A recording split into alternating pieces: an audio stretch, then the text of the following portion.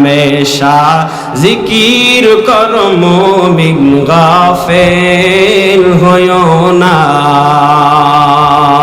हमेशा जिकिर करो मोमिन गाफिल होयो ना जिकिर करलेन मूसा नबी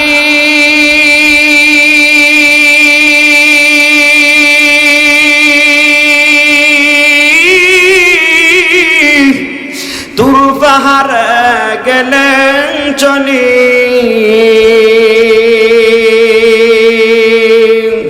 আল্লাহর নূরে পাহাড় ছাই হইল আল্লাহর নূরে পাহাড় ছাই হইল নবীর পশম পড়ল না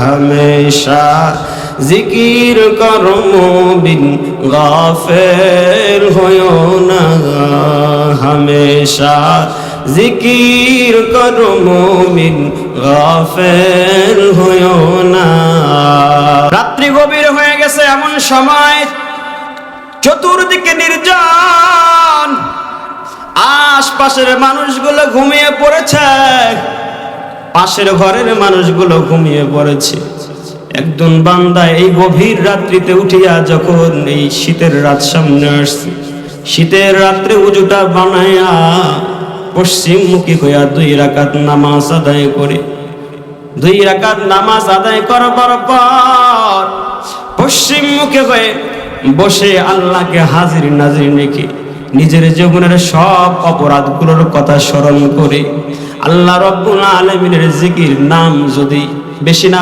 5 মিনিট এই জবানে উচ্চারণ করে নিজের চোখের পানি আর ওই বান্দা ধরে রাখতে পারবে না বরং চোখের পানি অটো বের হয়ে গাল বেয়ে বুক পর্যন্ত ভিজে যাবে কারণ বান্দা তো নিজের অপরাধের কথা জানে বান্দা নিজে কত অপরাধ করেছে ওই অপরাধের কথা যখন বান্দার স্মরণ হয়ে পড়বে ওই অপরাধের তুলনায় আল্লাহ কি পরিমাণ নিয়ামত দিয়া বান্দাকে ভরপুর করে রেখেছেন ওই নিয়ামতের কথা যখন বান্দার স্মরণ হয়ে যাবে বান্দা আর নিজেকে কন্ট্রোল করতে পারবে না নিজের অজান্তে আল্লাহকে ডাকবে আর ডুকরে ডুকরে কান্না করবে আর বলবে ও দয়ার মালিক আল্লাহ এই দুনিয়াতে আপনি পাঠাইলেন একটাবারও আপনার কাছে আবেদন করলাম না ও আল্লাহ আমাকে দুনিয়াতে পাঠান মায়ের পেটে আমাকে পাঠান আমার 2টা হাত বানায় দেন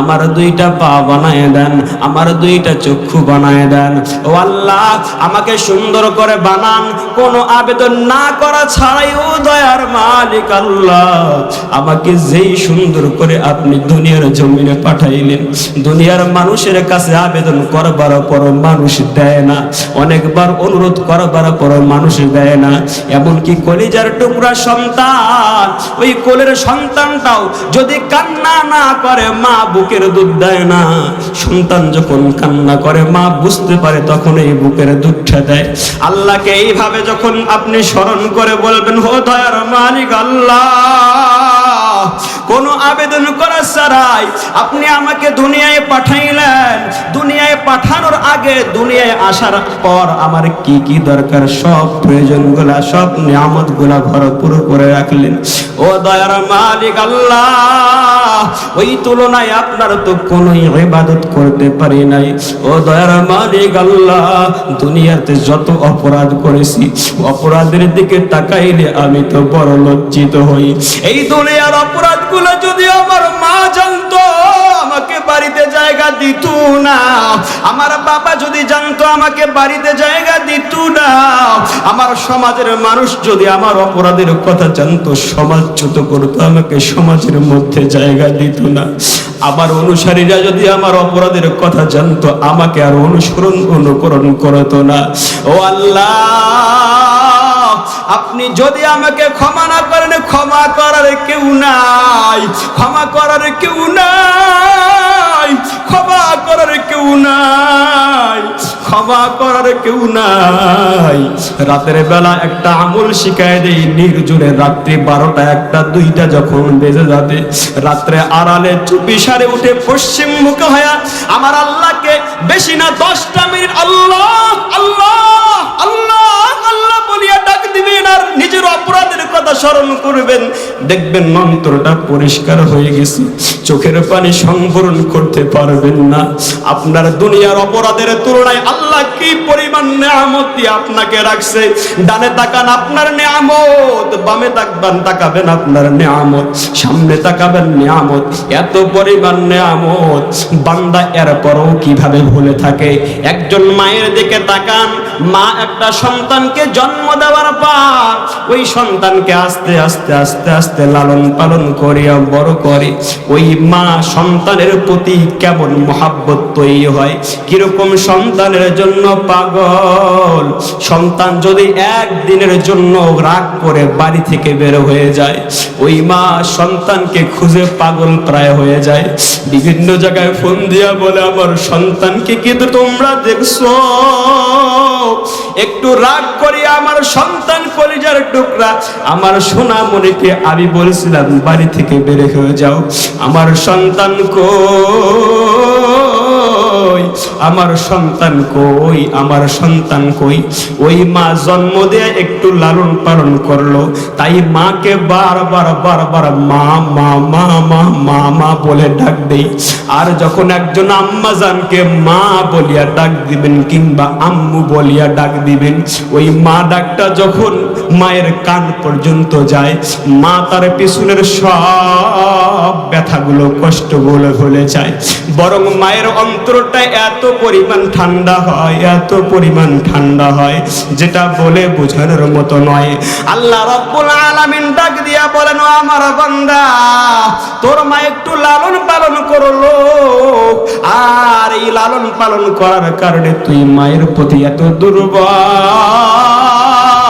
তোর কাছের বন্ধুটাও যদি তোর মায়ের নাম নিয়ে গালি দেয়, ওই বন্ধুকে তুই ছাড় দিস না। তোর কাছের বন্ধুটাও যদি বাবাকে নিয়ে গালি দেয়, মা বাপ তুলে গালি দেয়, তুই তাকে এক বিন্দু ছাড় দিস না। আমি আল্লাহ এত সুন্দর করে তোরে বানাইলাম, এত আদর করে যত্ন করে তোকে বানাইলাম। আল্লাহ বলেন, লাকাদ খালাকনাল ইনসানা ফি আহসানি তাকওয়িম।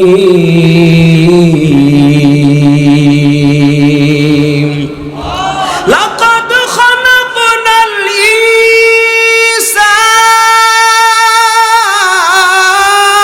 ইনসান। আল্লাহ রাব্বুল আলামিন বলেন, ও বান্দা, কে কালো, কে সাদা, কে লম্বা, কে বেটে, আমি আল্লাহর কাছে সবাই সমান। বরং আমি আল্লাহ নিজ কুদরতি হাতে অনেক আদর করে বানাইছি। লাকাদ খালাকনাল ইনসানা ফি আহসানি তাকওয়িম। আল্লাহ বলেন, এত আদর করে সোহাগ দিয়ে তোরে বানাইছি, জাহান্নামে দেওয়ার জন্য বান্দা বানাই নাই। তোর মাকে যখন তুই মা বলে ডাক দিস, তোর মার দিলটা বড়ই ঠান্ডা হয়ে যায়। ও বান্দা, তুই কি জানিস না, দিনের পর দিন যায়, সপ্তাহের পর সপ্তাহ যায়, মাসের পরে মাস যায়, বছরের পরে বছর যায়, তুই একটা বার কেন মহাব্বতের সাথে একবার আমাকে আল্লাহ বলে ডাক দাও না? ও বান্দা, যখন তুই আমাকে একবার মহাব্বত নিয়ে আল্লাহ বলিয়া ডাক দাও, আমি আল্লাহ রব্বুল আলামিন কি পরিমাণ খুশি হই। ও বান্দা, এটা তুমি যদি জানতে, তাহলে সারা দিনে বারবার আল্লাহ নাম তোমার জবানের মধ্যে থাকতো। আল্লাহর নবী সাল্লাল্লাহু আলাইহি ওয়াসাল্লাম হাদিসের মধ্যে বলেন, এই হাদিসটা হাদিসে কুদসি, হাদিসে কুদসির ব্যাপারে বলা হয়, স্বয়ং আল্লাহ রব্বুল আলামিনের এটা কালাম, আল্লাহর নবী সাল্লাল্লাহু আলাইহি ওয়াসাল্লামের জবানে উচ্চারিত। আল্লাহর নবীজি বলেন, যখন কোন বান্দা, যখন কোন অপরাধী একজন মানুষ দিল থেকে আল্লাহ রব্বুল আলামিনকে আল্লাহ বলিয়া ডাক দেয়, মুহাব্বতের সাথে আল্লাহ বলিয়া ডাক দেয়, আল্লাহ রব্বুল আলামিন এত পরিমাণ খুশি হন। একজন মানুষ মরণের হাত থেকে বাঁচবার পর যেই পরিমাণ না খুশি হয়, এর চেয়ে আমার আল্লাহ হাজার গুণ বেশি খুশি হয়ে যায়। ও গাজীপুরের যুবক ভাই, এখন এদিক ঘোরাফেরা করো। কত মুসলমান চায়ের দোকানে দেখেন আড্ডা দেয়, একটু চিন্তা করে না। কত যুবক ভাই প্রতিদিন ইন্তেকাল করে, মালাকুল মউত জানটা কবজ করে দেয়, বুঝতেও পারে না, প্রস্তুতি নাই, মরণের কোনো প্রস্তুতি নেয় না। আল্লাহ রব্বুল আলামিন বলেন, ও বান্দা,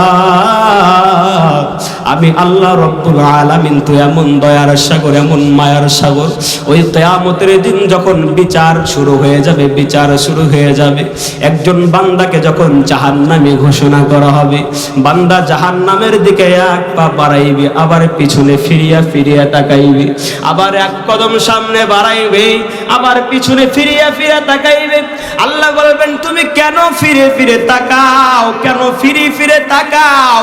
তোর জন্য তো জাহান্নাম নির্ধারিত হয়ে গেছে, জাহান্নামের ঘোষণা হয়ে গেছে। বান্দা আল্লাহকে ডাক দিয়া বলবে, ও দয়ার মালিক, দুনিয়াতে থাকা অবস্থায় হয়তো অপরাধ করেছি, কিন্তু যখন নাকি আমি উলামা কেরামের মুখে শুনতাম আপনি আল্লাহ অনেক দয়ালু রহমানুর রহিম, আমি আপনার জিকির করতাম, আপনাকে স্মরণ করতাম, আর ভাবতাম আল্লাহ আমাকে হয়তো জান্নাত দিবে, জাহান্নাম দিতে পারে না, কারণ আমার আল্লাহর দয়া তো আমার মায়ের চেয়ে হাজার হাজার গুণ বেশি। ও আল্লাহ, এই কথা চিন্তা করি আর সামনে এক কদম বাড়াই, আর ফিরিয়া ফিরিয়া তাকাই, আর মনে মনে ভাবে, হায় আমার মালিকের অন্তরে, আমার মালিকের সেই দয়ার সাগরে কখন উত্তাল ঢেউ শুরু হয়ে যায়, আর ডাকিয়া বলে, আয় এইদিকে আয়, এইদিকে আয়, এইদিকে আয়। ওরে বান্দা, তোরে তো জাহান্নামে দেওয়ার জন্য আমি বানাই নাই, যাও যাও যাও, তোরে ক্ষমা করে দিলাম। ও আল্লাহ, এই ভেবে এই ভাবিয়া বারবার আমি পিছনে ফিরিয়া ফিরিয়া তাকাই। আল্লাহ ডাক দিয়া বলবেন, বান্দা শোন, দুনিয়াতে যা শুনছো ভুল শোনো নাই, মিথ্যা শোনো নাই, আমি আল্লাহ তো রহমানুর রহিম, যাও যাও যাও, তোমার জন্য আমি আল্লাহ জান্নাতের ফয়সালা করে দিলাম। জীবনে না করিলাম বন্দেগী, জীবনে না করিলাম বন্দেগী, গুনাহ করে কাটাইলাম জিন্দেগি, গুনাহ করে কাটাইলাম জিন্দেগি। তওবা করে, তওবা করে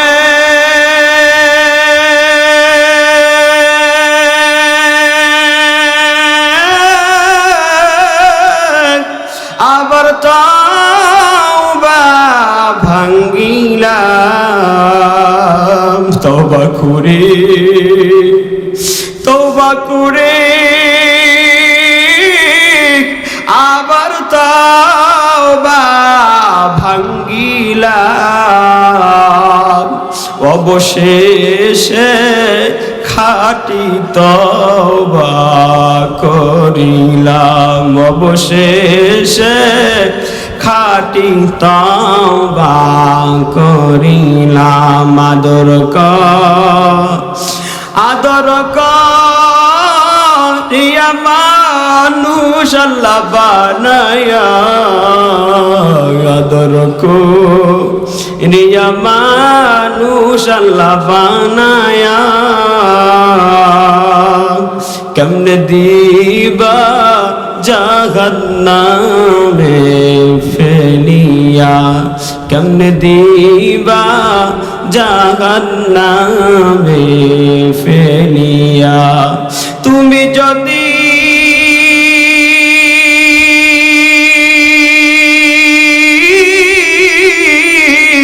মাফ না করো আল্লাহ বান্দাকে, তুমি যদি মাফ না করো আল্লাহ বান্দাকে, বলো বান্দা তুমি ছাড়া যাবে কার কাছে, বলো বান্দা তুমি বিনে যাবে কার কাছে। জীবনে না করিলাম বন্দেগি, গুনাহ করে কাটাইলাম জিন্দেগি, গুনাহ করে কাটাইলাম জিন্দেগি। দুনিয়ার বাড়ি এমন বাড়ি, এমন ঘর, এমন ঘর, এই বাড়ি যদি আপনি সম্পন্ন করে না যেতে পারেন, সম্পন্ন করার লোকের অভাব নাই। দুনিয়ার ঘর যদি আপনি তৈরি করতে নাও পারেন, এটা তৈরি করবার মতো লোকের অভাব নাই। কিন্তু কবরের ঘর এমন ঘর, বাঁচিয়া থাকতে যদি সম্পন্ন করতে না পারেন, এটা আর কেউ সম্পন্ন করাই দিতে পারবে না। কবরের ঘর তো এমন ঘর, এমন ঘর, আল্লাহ রাব্বুল আলামিনের পেয়ারা হাবিব বলে সাবধান সাবধান সাবধান, এই অন্ধকার কবরে আসবার আগেই সাবধান হয়ে যাও। এটা তো এমন কবর, দুনিয়ার জমিনে থাকা অবস্থায় ঘরে একা রয়েছো, বিদ্যুতের আলো আছে, হঠাৎ করে বিদ্যুৎ চলিয়া গেছে, অনেক ভয় লাগে। মোবাইলের টর্চ লাইটটা জ্বালায়া আবার আলোর ব্যবস্থা করা হয়। মা যদি থাকে মাকে ডাক দেওয়া হয়, মা ও মা তুমি কোথায়, লাইটের ব্যবস্থা করো। ভাই যদি থাকে ভাইকে ভাইজান বলে ডাক দেওয়া যায়। সন্তান থাকলে সন্তানকে আদর করে বাবা বাবা বলে ডাক দেওয়া যায়, মা বলে ডাক দেওয়া যায়। আর অন্ধকার কবর এমন একটা অন্ধকার ঘর, যেখানে গেলে কাউকে ডাক দিয়ে সাহায্য পাওয়া যায় না। যায় চক্ষু দুইটা কিছুক্ষণের জন্য বন্ধ করে অন্তরকে জিজ্ঞাসা করেন, অন্তর এই মুহূর্তে তোমার ইন্তেকাল হয়ে গেছে, চক্ষু দুইটা বন্ধ হয়ে গেল। ডানে তোমার আব্বাজান দাঁড়ায় আছে, বামে মা দাঁড়ায় কান্না করে, আমার সোনার টুকরা কই, কথা বল কথা বল কথা বল। সন্তান তো আর কথা বলার কোনো সুযোগ পায় না, শক্তি পায় না। মশা মাছি আপনার শরীরে পরে হাত নাড়ানোর কোনো ক্ষমতা নাই।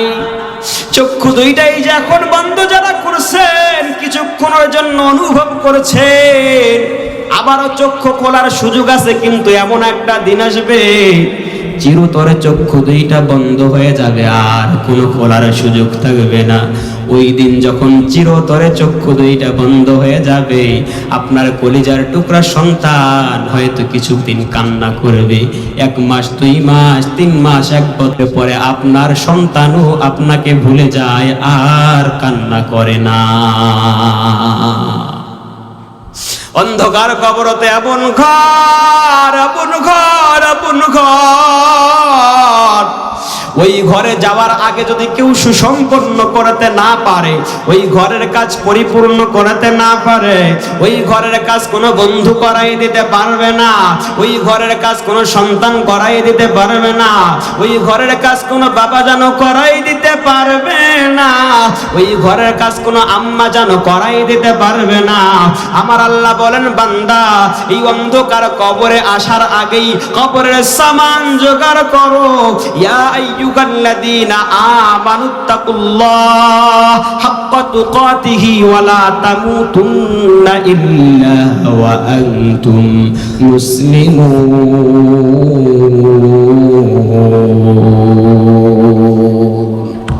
ইয়া আইয়ুহাল্লাযীনা আমানুত্তাকুল্লাহ হাক্কা হাক্কা তুকাতিহি ওয়া লা তামুতুন্না ইল্লা ওয়া আনতুম মুসলিমুন।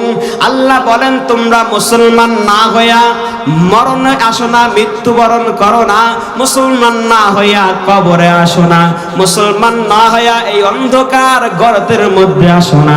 বান্দার দিলে প্রশ্ন আসতে পারে, মুসলমান না হইয়া যে আল্লাহ তাআলা বললেন কবরে আসো না, তাহলে কি মরণ আমার নিজস্ব ইচ্ছাধীন কিনা? না না না, মরণ আমার ইচ্ছাধীন না, আপনারও ইচ্ছাধীন না, বরং আল্লাহ যখন চাইবেন তখনই মৃত্যু হবে। এটা বলার কারণ কি?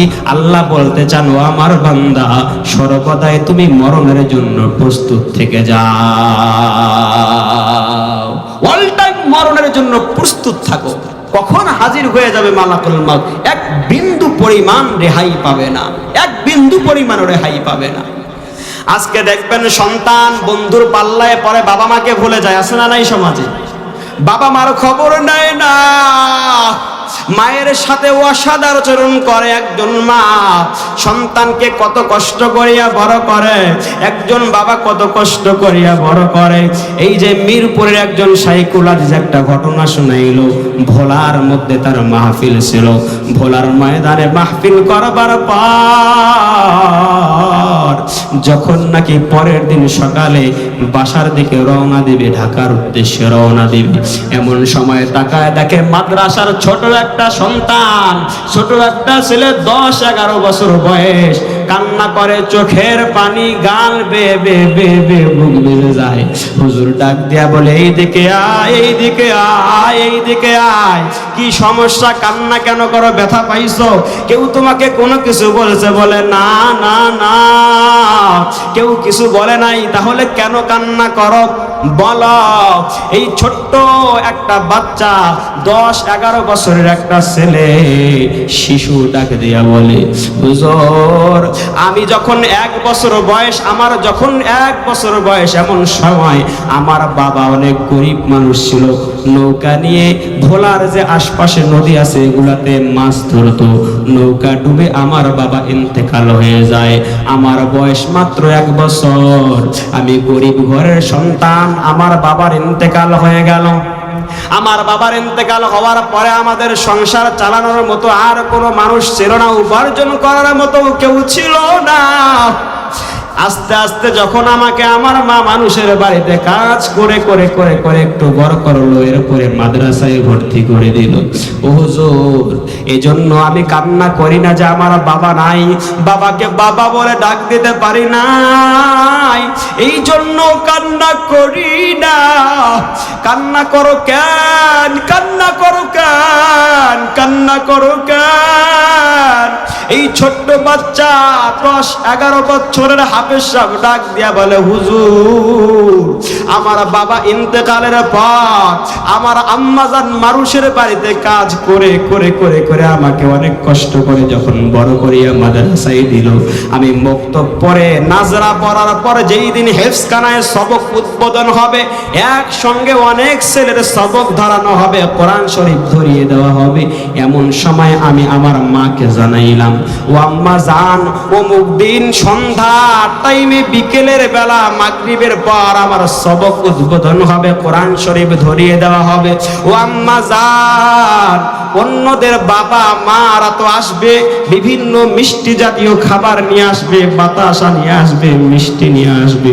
ও আম্মা জান, আমারও তো মন চায় তুমিও আমার জন্য একটু মিষ্টি জাতীয় কিছু নিয়ে আসবে, আমার বন্ধু বান্ধবকে আমি মিষ্টি মুখ করাতে চাই।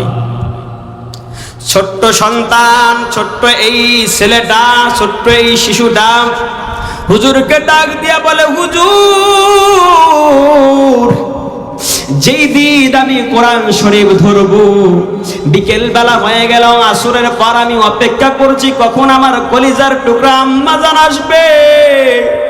আমার তো বাবা নাই, এতিম, আমার বাবা নাই, বাবাকে কখনো বাবা বলে ডাক দিতে পারি নাই, সারাটা জীবন বাবার অভাব নিয়ে বড় হয়েছি, আজকে মায়ের অপেক্ষায় আছি। আমার মা অনেক কষ্ট করে এতদিন আমার পড়াশোনা চালাইছে, আমাকে বড় করছে, মাদ্রাসায় দিয়ে অনেক কষ্ট করেছে, মানুষের বাড়িতে কাজ করেছি। আজকে আমি কোরআনের তেলাওয়াত শুরু করব, কোরআন আমাকে ধরিয়ে দেওয়া হবে, কোরআনের সাবকের উদ্বোধন শুরু হয়ে যায়। মা নাই, মা নাই, মা নাই, মা এখনো কেন আসে না? এই ছোট্ট ছেলে হুজুরকে বলে আর কান্না করে, হুজুর মাগরিবের পর যখন সব উদ্বোধন করা হবে, আমি টেনশনে পড়ে গেলাম, আমার মা কি আজকে আসবে না? আমার মা না আমাকে কথা দিয়েছে আমার জন্য মিষ্টি নিয়ে আসবে, আমি আমার বন্ধুদেরকে মিষ্টি মুখ করব। আমার মা কই, আমার মা কই, আমার মা কই?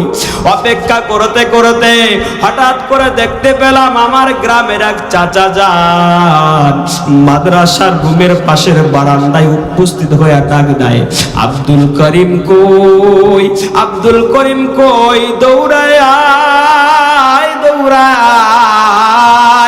আমি মনে করলাম মা বুঝি অসুস্থ, আমার চাচা জানকে দিয়া আমার কাছে মিষ্টি পাঠিয়েছি। আমি দৌড়ায় গেলাম, অনেক খুশিতে দৌড়ায় গেলাম যে চাচা জান মিষ্টি কই? চাচা জান বলে মিষ্টি আনি নাই, চল একটু বাড়িতে যাওয়ার লাগবে, বাড়িতে একটু তোর দরকার।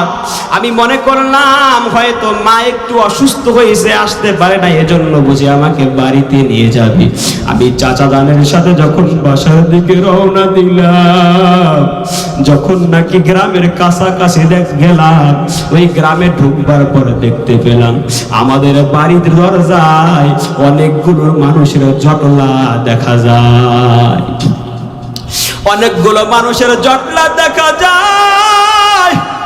অনেকগুলো মানুষ দেখবার পর আমার দিলের মধ্যে সন্দেহ তৈরি হয়ে গেল, এতগুলো মানুষ কেন আমার বাসার দরজায়? আমি দরজা থেকে মানুষগুলোকে সরে দিয়ে ভেতরে ঢুকিয়ে দেখি আমাদের বাড়ির সেই ঘরের বারান্দায় সাদা কাপড়ে মোড়ানো একটা দেহ দেখা যায়। হুজুর এটা দেখবার পরে আমি দৌড়ায় যাই, দৌড়ায় যায় যখন ঘোমটাটা খুলিয়ে দেখি, আমি আর নিজেকে কন্ট্রোল করতে পারলাম না, মাকে জড়ায়া ধরলাম আর বললাম, মা কথা বলো, মা কথা বলো। ও আম্মা জান, তুমি না আজকে আমার জন্য মিষ্টি নিয়ে যাওয়ার কথা? ও আম্মা জান মিষ্টি কই? ও আম্মা জান তুমি কি জানো না আমার বাবা নাই? ও আম্মা জান তুমি কি জানো না আমি বাবাকে বাবা বলে ডাক দিতে পারি নাই? ও আম্মা জান তোমার চেহারার দিকে তাকায় আমি বাবার সাথ দিতাম। ও আম্মা জান তুমি কথা বলো, কথা বলো, কথা বলো, কথা বলো। এখানে অনেকের মা নাই, অনেকের বাবা নাই, অনেকের মাও নাই, বাবাও নাই। একজন মা সন্তানের জন্য কি পরিমাণ পাগল, কি পরিমাণ পাগল। এই যে কলিজার টুকরা সন্তান মাকে জড়ায় ধরে কান্না করে, এই সন্তান বলে, হুজুর আমার আম্মা জান সারাদিন মানুষের বাসায় কাজ করবার পর অল্প কিছু টাকা দিয়ে হোটেলে গিয়া মিষ্টি নেওয়ার পর যখন রাস্তা পার হইতে ধরেছে, রাস্তা যখন এপার থেকে ওপারে যাইতে ধরে, এমন সময় রাস্তার মাঝখানে একটা গাড়ি চাপা দিয়া আমার মাকে আহত করে, পিষ্ট করে, ক্ষত বিক্ষত করে দেয়। ও হুজুর আজকে আমি কোরআনের হাফেজ, গতকালকে যখন আপনি মায়ের ওয়াজ করেছেন, মায়ের মহব্বতের কথা বলেছেন, মায়ের ভালোবাসার কথা বলেছেন। আমি নিজেকে আর কন্ট্রোল করতে পারি নাই। রাত্রে বেলা যখন আমার সহপাঠীরা, আমার বন্ধুরা যখন ঘুমায়, আমি ঘুমাইতে পারি নাই। বালিশের মধ্যে মাথাটা ঠাকাই যখন ঘুমের ধান ধরি, যখন চক্ষু দুইটা বন্ধ করিয়া দেই, আমি দেখতে পাই আমার মা দাঁড়ায় বলে, আব্দুল করিম। আমার বাবাকে আমি আমার চোখের সামনে দেখতে পাই, আমাকে ডাক দিয়া বলে, আব্দুল করিম, আজকে তুই তো কোরআনের হাফেজ, বাবারে তুই, তোর জন্য আমরা তো সফল হয়ে গেছি রে বাবা। ও হুজুর, এখনো যখন বাড়িতে যাই, ওই বাবা মার কবর জিয়ারত না করিয়া মাদ্রাসায় ফিরি না।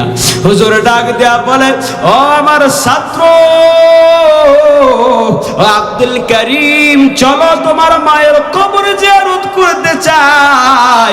হুজুর এই আব্দুল করিমকে নিয়ে তার মায়ের বাপের কবর জিয়ারত করার জন্য যখন নাকি এসে দুই হাত তুলে দোয়া শুরু করে দিছি, আব্দুল করিমে দোয়া করে, হুজুর হাত তুলে, হুজুর বলে, তুমি দোয়া করো, আমি হাত তুলবো। হুজুর হাত তুলছে, ছোট কলেজার টুকরা সন্তান আব্দুল করিম বাবা আমার জন্য দোয়া শুরু করেছে, আর বলে, রব্বির হামহুমা কামা রব্বায়ানি সগীরা। হুজুর বলে, হুজুর ঘটনাটা শুনিয়ে বলেন যে এমন অবস্থা যখন রব্বির হামহুমা কামা রব্বায়ানি সগীরা, এই দোয়াটা যখন বলেছে, আব্দুল করিম আর নিজেকে সামলাইতে পারে নাই, জমিনের মধ্যে বসে পড়ছে আর গড়াগড়ি করে আর মাকে মা বলে ডাক দেয়।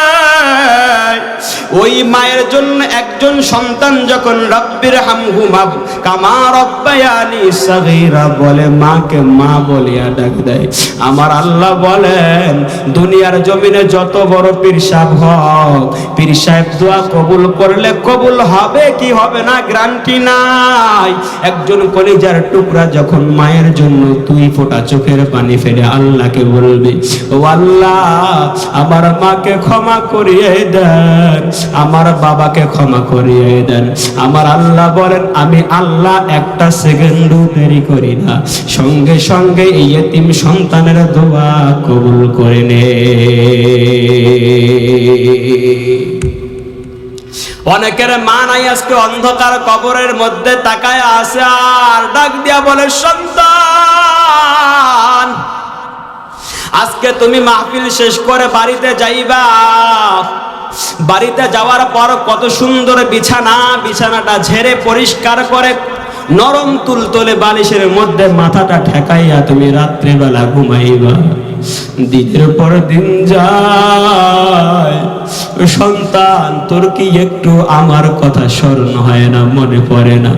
ওই সন্তান, কত রাত্র গেছে, তুই আমার বুকে প্রসাব করে দিস, শীতের রাত্রে আমার শরীর নষ্ট করে দিস, তোকে কত আদর করে যত্ন করে শুকনা জায়গায় শুয়েছি, নিজে এই ভিজা জায়গায় শুইয়া তোরে বড় করেছি, নিজে খাই না,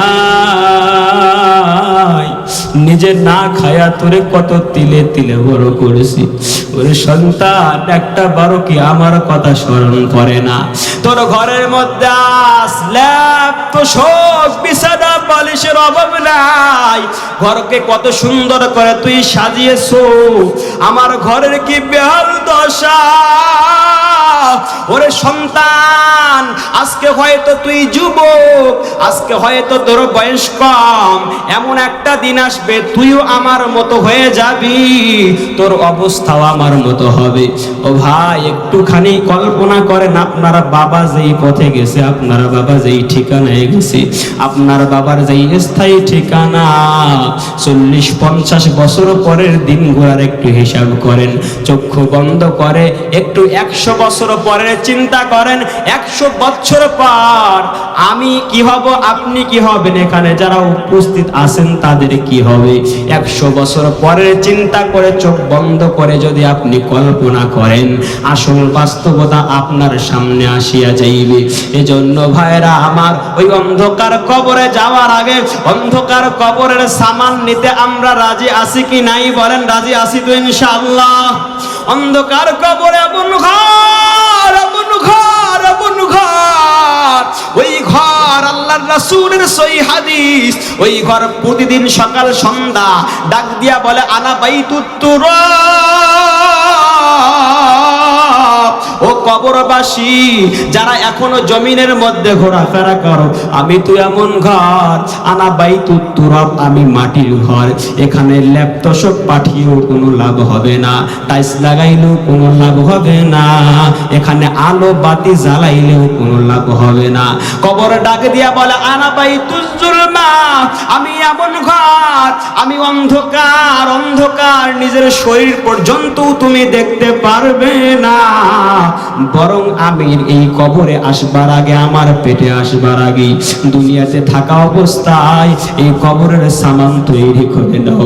একজন মানুষ যখন ইন্তেকাল হয়ে যায়, অন্ধকার কবরে যখন তাকে শোয়ানো হয়, মানুষটা যদি হয় অপরাধী, হাদিসের মধ্যে আসছে দুই পাশের এত জোরে মাটির চাপ, এক পাশের পাঁজরের হাড়গুলো মট মট করে ভাঙ্গে আরেক পাশের পাঁজরের মধ্যে ঢুকিয়া যাইবি, বান্দা মা মা মা মা বলে চিৎকার করবি, বান্দা আব্বু আব্বু বলিয়া চিৎকার করবি, বান্দা সন্তানকে ডাক দিবে, কই আমার আদরের কলিজার টুকরা সন্তান কই, বান্দার কথা কেউ শুনতে পাইবে না। এমনকি ওই অন্ধকার কবরের মধ্যে আগুন জ্বালায় দেওয়া হবে, সাপ ফেলে দেওয়া হবে, আগুনের সাপ সবল মারবে, সবল মারতেই থাকবে কিয়ামত পর্যন্ত। এই অপরাধী যখন কিয়ামতের দিন দাঁড়াইবে, আল্লাহ রাব্বুল আলামিন কোরআনুল হাকীমের মধ্যে বলেন, ওয়ামতাজুল ইয়াউমা আইয়ুহাল মুজরিমুন,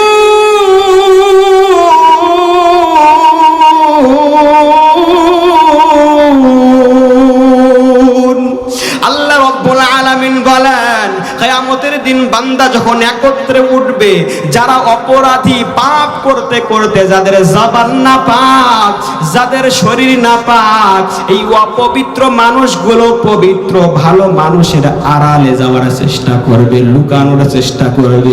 এমন সময় আল্লাহ ডাক দিয়া বলবেন, মুমতাজুল ইয়াউমা আইয়ুহাল মুজরিমুন,